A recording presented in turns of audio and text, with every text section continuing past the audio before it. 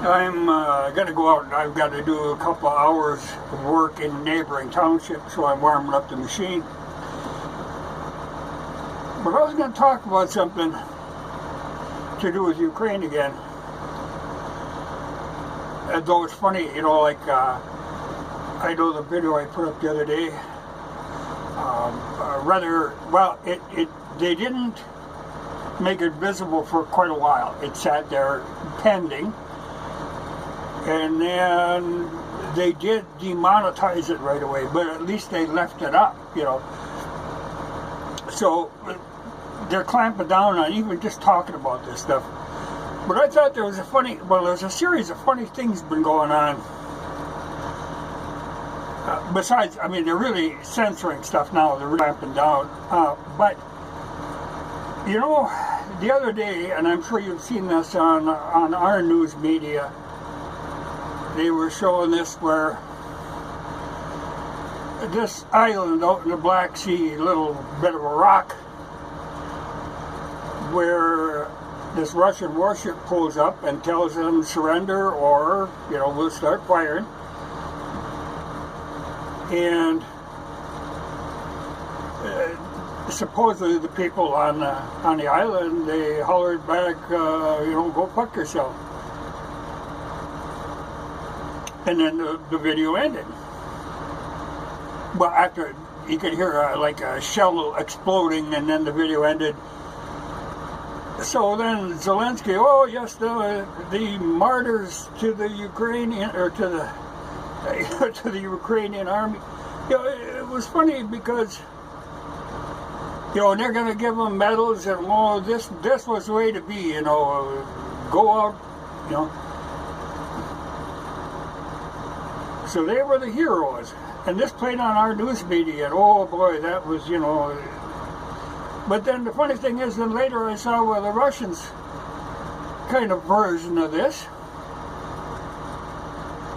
where, yeah, they pulled up, told them to surrender, they didn't surrender. They fired a couple of shells. They said, well, their attitude changed, and they surrendered. And now this morning, you know, and the Russians said they took 85 people off this. Now, maybe these 13 Zelensky was talking about were killed in the shelling, but the Russians said they took 85 people off of that island that surrendered. And then what the Russians were going to do, they said, well, we'll process these people, make them sign papers that they would not bear arms against Russia again, and they would put them out on parole. And then this morning I see where the boat goes into Crimea and drops these people off. You know, so these dead heroes aren't all that dead. But there's funny things, you know, like they show over and over. They love to show these same clips over and over, and you always got to wonder, you know, there's no context to what they're showing you. But I know there was one clip that I saw several times where there's a car coming and there's a tank coming from the other way, and this tank runs over the car. Oh, them vicious Russians. Well, then you notice that the tank doesn't have the Z on it. All of the Russian armor is plainly marked with a Z, because they're really using a lot of the same equipment. This one didn't have a Z on it, so that was a Ukrainian tank running over a Ukrainian car. Now, I don't know if somebody was trying to run a roadblock or what it was. But, you know, to show these clips and make an implication and never actually tell the real story to the thing.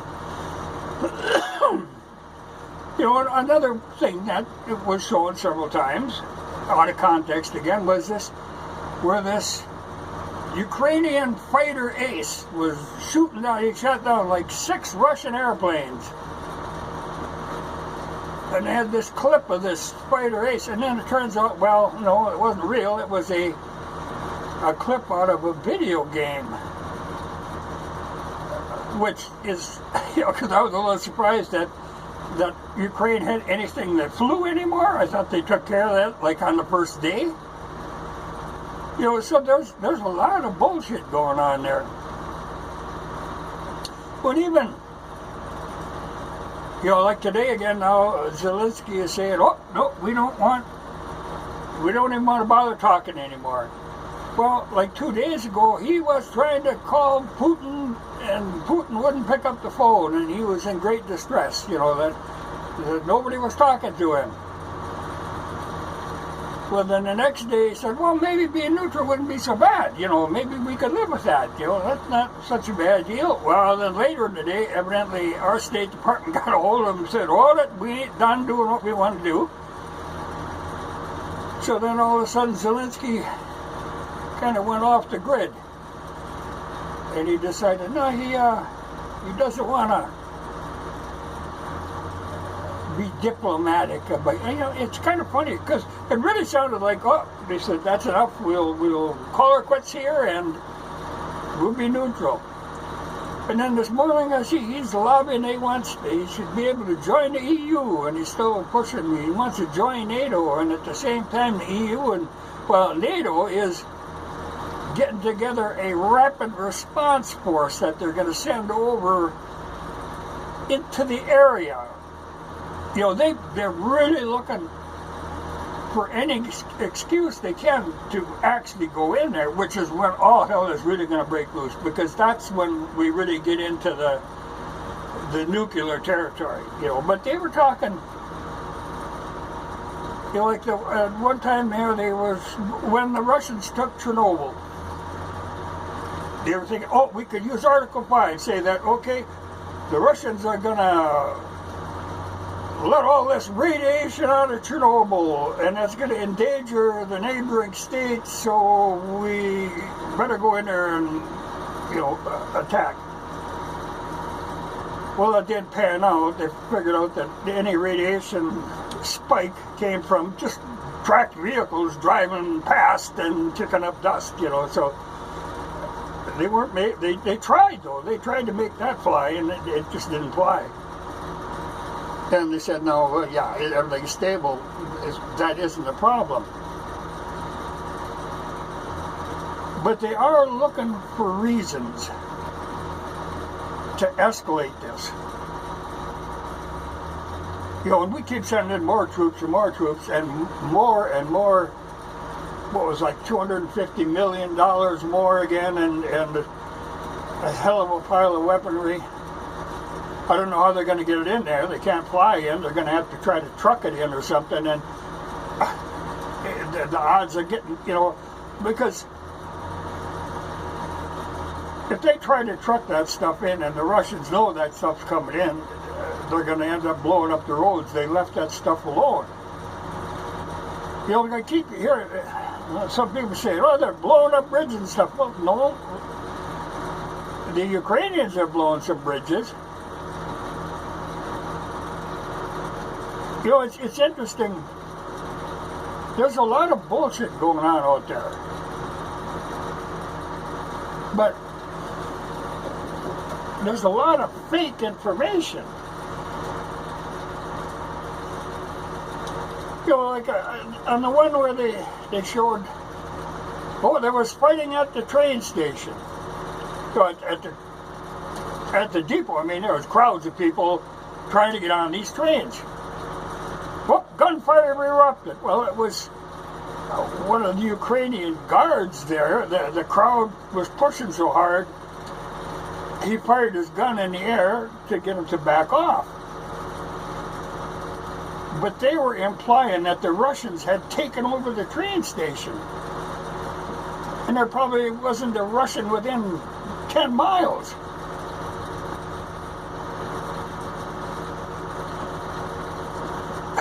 Well, but, like I say, Zelensky wanted to just call quits on this thing.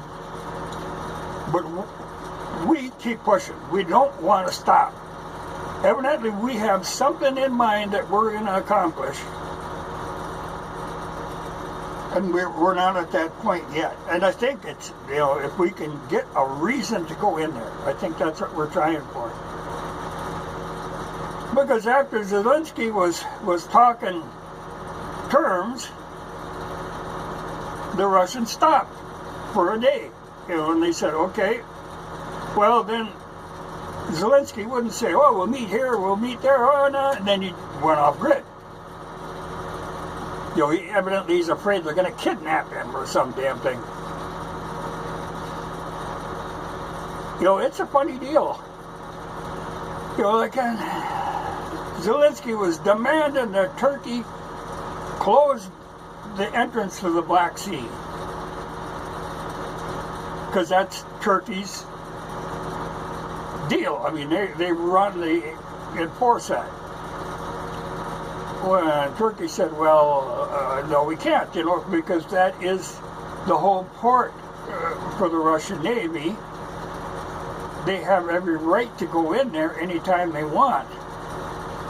I said it's possible, in the worst case scenario, we could keep Russia, we could tell them they can't leave the Black Sea and go out into the Med. But at the same time, he said, in a state of war, we can prohibit outside forces, like the U.S., from coming in to the Black Sea. So he was just kind of reminding Zelensky, this is a kind of a two-edged sword, that don't be making demands. Well, and they made a demand, oh, Turkey's got to sanction. Everybody wants to sanction everybody. Sanction the whole damn bunch.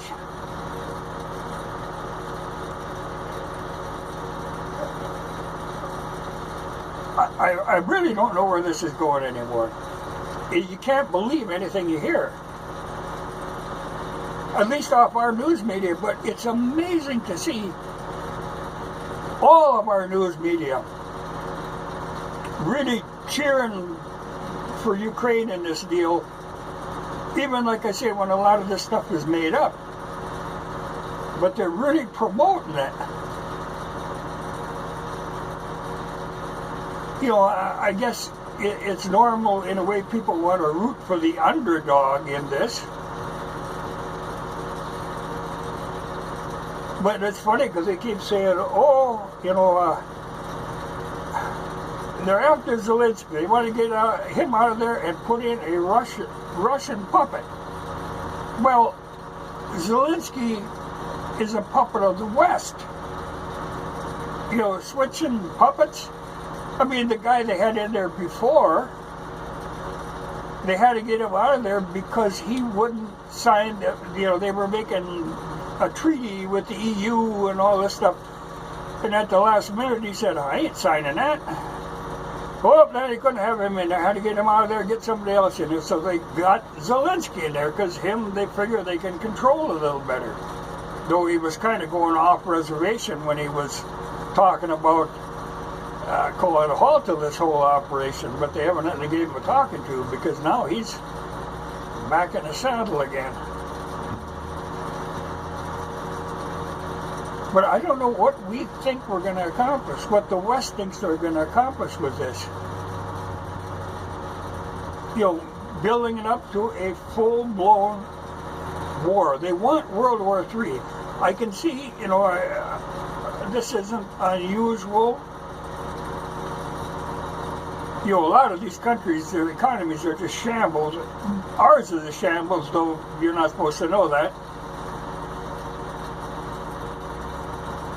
So to take your mind off that, well, get a war going. And wave the flag. Weird deal. I don't know if it's going to fly now. People are too aware of what's going on. Though the news media, like I say, they're all for it, and they really keep pushing it. And if you say anything bad, you're a traitor to the country. If you say anything against the great democracy in Ukraine, they want to pick up where the Cold War left off. They really want to get that going again. And, from the arms manufacturer's point of view, it makes perfect sense, but for normal citizens, this is a horrendous deal. But they're really They're all for it. Not a good deal. But I see them shutting down more news media all the time. You know, anybody who says anything negative about this.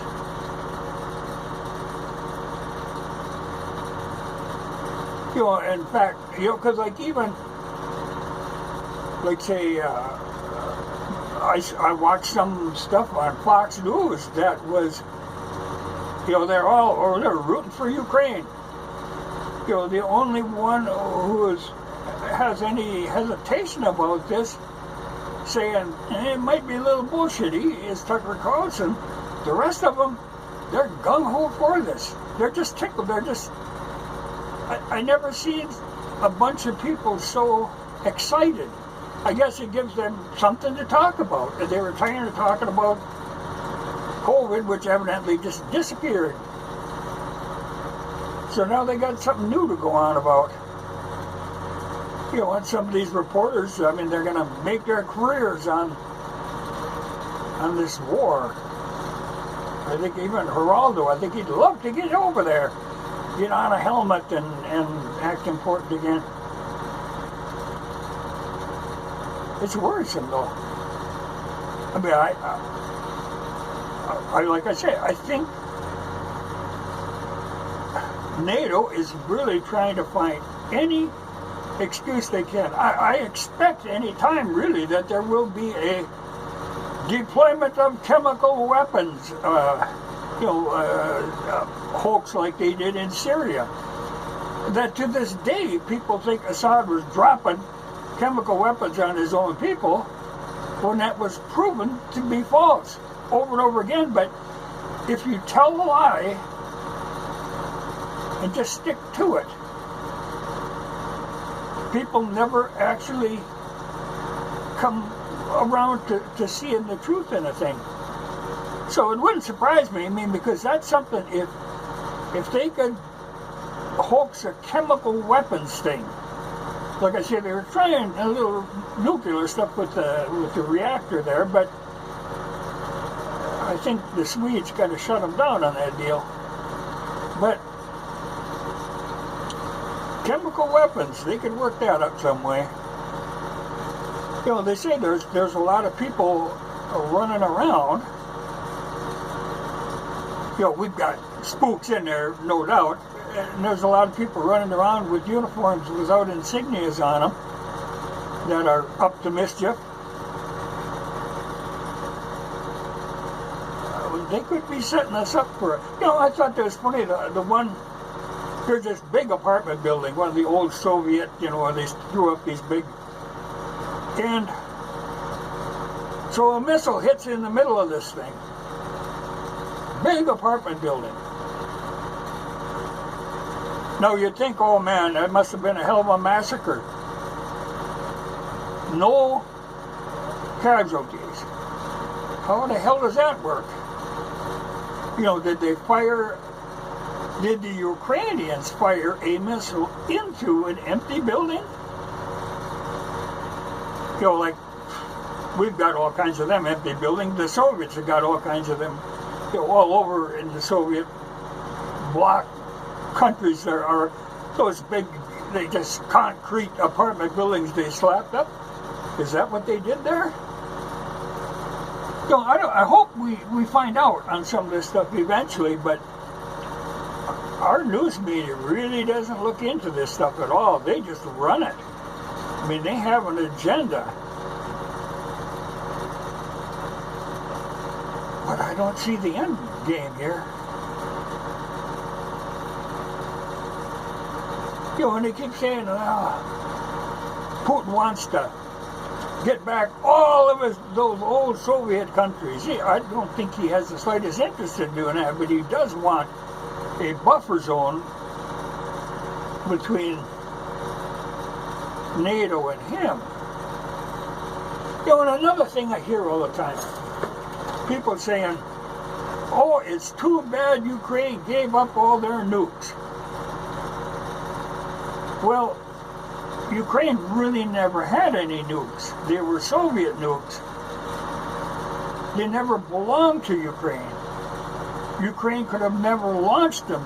They had no ability to launch these. They didn't have any codes. They couldn't have used them. When they removed them,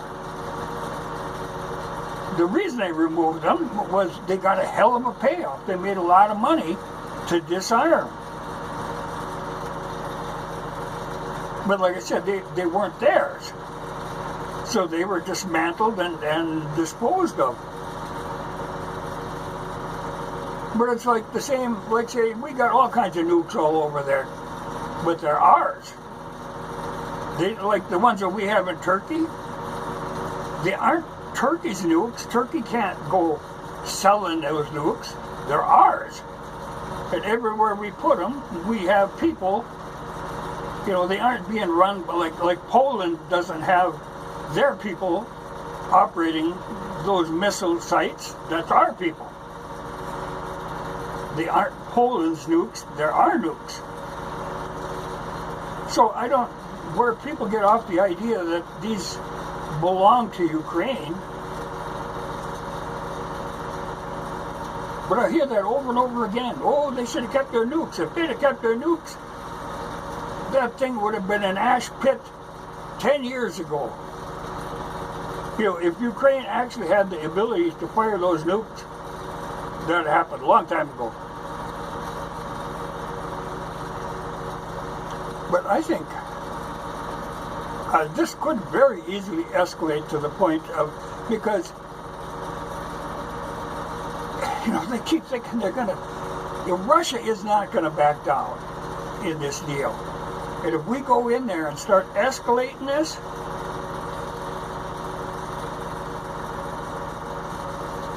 this could easily get out of hand, very easily.